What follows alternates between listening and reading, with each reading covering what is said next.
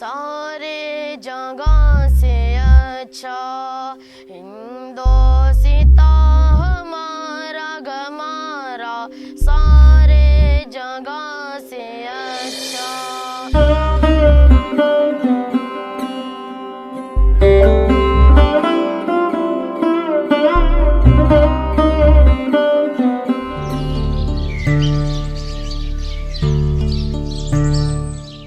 हम जब यहाँ पर आए तो हमें लगा कि हिंदू मुस्लिम मतलब अलग कास्ट के होते हैं, पर यहाँ पर सभी एक साथ रहने लगे और सभी मेरी फ्रेंडें भी हैं। चाहे वो हिंदू हो, चाहे मुस्लिम हो, सियासी हो, चाहे ईसाई हो, कुछ उससे नहीं सर, बस एक होना चाहिए। बाबा के वहाँ तमाम गरीब, मजलूम, यतीम, लावारिस, मिस्कीन, नेपाल, हिंदुस्तान, बंगाल, बिहार, तमाम जहाँ से लोग आया करते हैं और बाबा के फैज़ से फैज़याब हुआ करते हैं। मेरे घर में 3 बहन हैं, मुझको लेकर 3 भाई हैं और मेरी माँ है और मेरे बाप दूसरे औरत के साथ रहते हैं। गरीब बच्चे भी हैं, यतीम बच्चे भी हैं और ऐसे भी बच्चे हैं जिनमें से किसी एक के माँ या किसी एक के बाप नहीं हैं। मैं अभी हाफिज़ा पढ़ रहा हूँ, फिर इसके बाद आगे और तालीम हासिल कर फिर इसके आगे मैं देश की सेवा करना चाहता हूँ और चाहता हूँ कि इल्म दीन मेरे ज़रिए ज़्यादा से ज़्यादा फैले।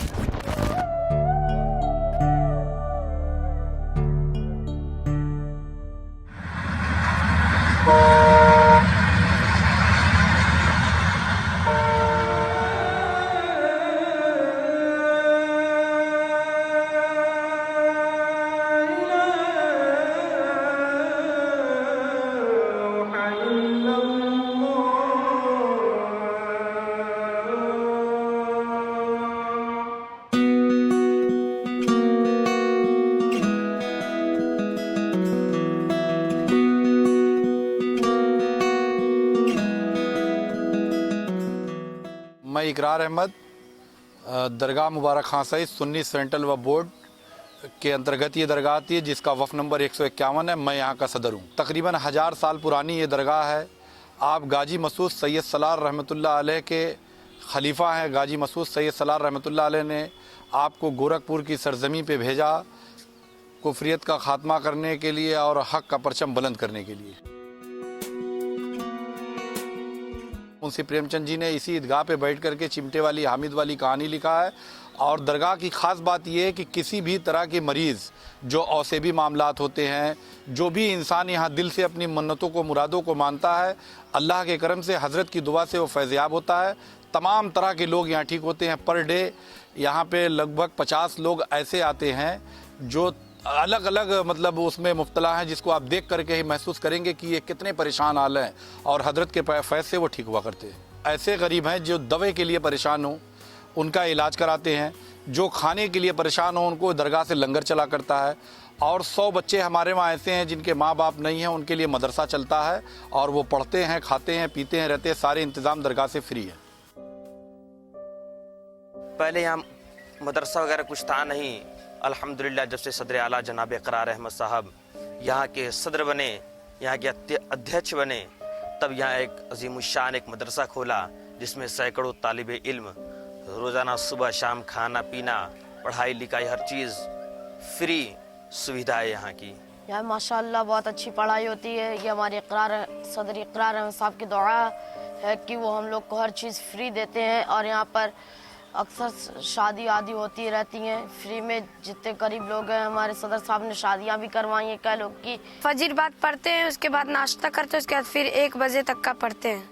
उसके बाद सोने का समय मिलता है जोहर बाद, उसके बाद सोते हैं। उसके बाद फिर असर बाद खेलने का समय मिलता है। हर लोग का दिल जीतना हर लोग के बस में नहीं होता है, लेकिन हमारे सदर साहब और जुमला उनके अराकीन ने इस तरीके से मेहनत व मशक्क़त किया है। गोरखपुर में एक ऐसा मिजाज बनाया है और बच्चों को उनकी तालीम के ताल्लुक़ से, बच्चों के खाने पीने, रहने सहने, हर चीज़ का एक माहौल जो बनाया है, उससे तमाम गोरखपुर के अवाम बेहद खुश हैं, जिसकी बुनियाद पर उनके काम को सराहा जाता है। सिर्फ मदरसा ही नहीं बल्कि आस्थाने से ताल्लुक़ रखने वाले यहाँ के जितने शोबे हैं, सबकी वो निगरानी करते हैं, देखभाल करते हैं। उनके साथ कमेटी के जुमला अफराद हैं वो भी लगे हुए हैं। सबके राय मशवरे पे सदर मोहतरम आली जनाब इकरार अहमद साहब यहाँ के तमाम शोबों को तरक्की के रास्तों पे ले जा रहे हैं। अस्सलाम वालेकुम, मेरा नाम फ़हीमा खातून है और मैं यहाँ पे सिलाई सीखने आती हूँ। सिलाई करना, कढ़ाई करना ये मुझे बहुत अच्छा लगता था और हम थोड़ा बहुत करते भी थे घर पे, लेकिन जब से हम यहाँ पे सुने कि यहाँ पे फ्री सिलाई सिखाया जाता है बाबा मुबारक खां शहीद बाबा के यहाँ, तब से हम यहाँ पे आने लगे हैं। फैसिलिटी तो बहुत अच्छी है, इकरार सब बहुत अच्छे से सब कुछ है और मैम का दिया हुआ भी सब कुछ है। जो मैम सिखाती हैं अच्छे से, बहुत अच्छे से बताती हैं, समझाती हैं, कई बार पूछने पे भी बताती हैं और अच्छे तरीके से बताती है। मुझे पता नहीं था कि सिलाई कहाँ हो रहा है, तो मैं यहाँ पर मुबारक खां शहीद आई थी तो यहाँ पर देखा कि महिला सिलाई सेंटर है, तो मैं यहाँ पर सीख रही हूँ। कोई चीज़ की परेशानी नहीं है, सब चीज़ की वो है, पंखा है, चटाई वगैरह सब कुछ है, मशीन वगैरह है और जो है ये मतलब ये है कि हाँ आज मैं खुद अपने पैर पे खड़ी हूँ सिलाई करके। हम मिडिल क्लास की हैं, मिडिल फैमिली की हैं। हमारे फैमिली में माँ बाप भाई बहन हैं और हम आगे बढ़ना चाहते हैं जो पैसे की वजह से बढ़ नहीं पाए हैं। और इस समय हम अपने पढ़ाई के लिए, अपने नौकरी के लिए अप्लाई किए हैं रेलवे में, अभी आया नहीं है। हम बहुत कोशिश कर रहे हैं, बाबा से भी दुआ मांग रहे हैं कि हमारा नौकरी लग जाए, हम अपनी फैमिली के लिए कुछ कर पाएँ। इसीलिए सिलाई भी सीख रहे हैं कि जो कुछ भी हो जाए अपनी फैमिली के लिए हम कर सकें। हमको तो पता ही नहीं था कि यहाँ सिखाया भी जाता है सब कुछ और फिर मालूम चला जब तो हम लोग यहाँ सिलाई सीखने आए। फिर जैसे मैम हमको तुरपई, काज ये सब शुरू से बताई और शलवार, जंपर, हर एक कटिंग बताई। जो चीज़ें हमें नहीं आ रही थी वो सारी चीज़ें समझाई। पेपर पे कटिंग बताया, फिर उसके बाद मुझे पेपर पे भी समझ में नहीं आया, फिर पेपर को कई तरीके से बताया कि ऐसे करो, जैसे तुम्हें कंफर्टेबल लगे वैसे तुम कर लो, तुम्हें आ जाएगा। और हमें कुछ आता नहीं था, खैर अब बहुत कुछ आने लगा है। जितनी लड़कियां हैं सीख करके ही गई हैं, कोई बेकार नहीं गया है। कम से कम 500-600 लड़कियों को सिखा चुके होंगे इस समय और बहुत अच्छा लगा है। जिनमें से एक लड़की थी ऐसी थी जो बिना माँ बाप की थी, उसको तो गिनती तक नहीं आती थी 10 तक, और आज हम उसको सिखाए हैं। आज उसकी शादी हो गई, आज वो अपने ससुराल गई है, वहाँ पे भी कर रही काम काज।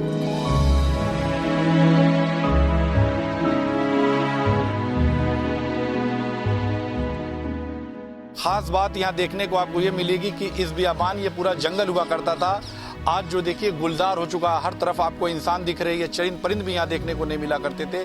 आज रात में लोग यहाँ से खुशहाल, आज कोई भी परेशान हाल होता है तो बाबा के चौखट पे रात रात आकर के बैठा रहता है और दिल की सुकून को पाया करता है।